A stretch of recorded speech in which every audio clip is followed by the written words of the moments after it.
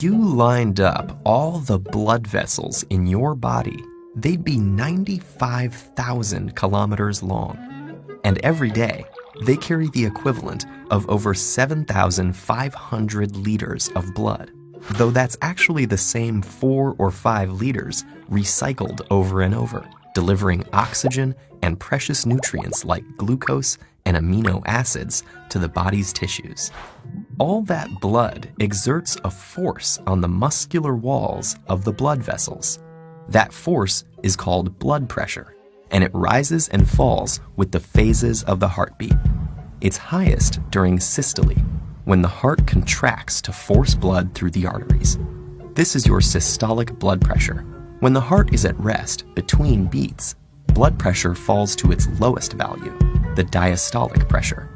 A typical healthy individual produces a systolic pressure between 90 and 120 millimeters of mercury, and diastolic pressure between 60 and 80.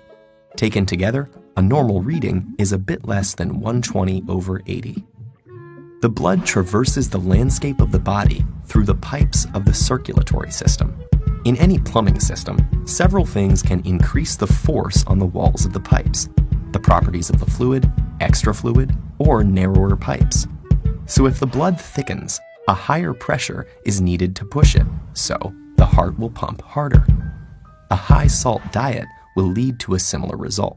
The salt promotes water retention, and the extra fluid increases the blood volume and blood pressure. And stress, like the fight or flight response, releases hormones like epinephrine and norepinephrine that constrict key vessels, increasing the resistance to flow and raising the pressure upstream. Blood vessels can usually handle these fluctuations easily. Elastic fibers embedded in their walls make them resilient.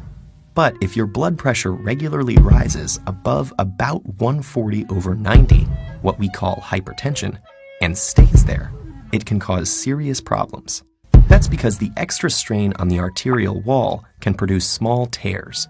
When the injured tissue swells up, substances that respond to the inflammation, like white blood cells, collect around the tears.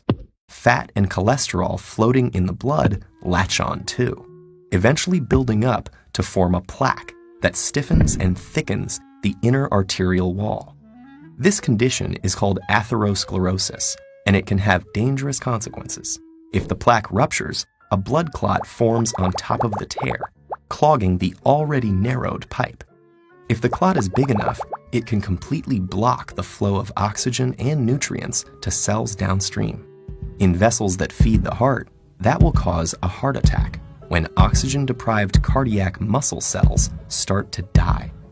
If the clot cuts off blood flow to the brain, it causes a stroke.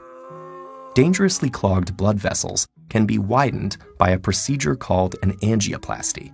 There, doctors thread a wire through the vessel to the obstructed site, and then pass a deflated balloon catheter over the wire.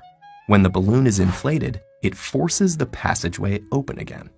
Sometimes a rigid tube called a stent is placed in the vessel to help hold it open, letting the blood flow freely to replenish the oxygen-starved cells downstream. Staying flexible under pressure is a tough job for arteries. The fluid they pump is composed of substances that can get sticky and clog them. And your typical healthy heart beats about 70 times a minute, and at least 2.5 billion times during an average lifetime.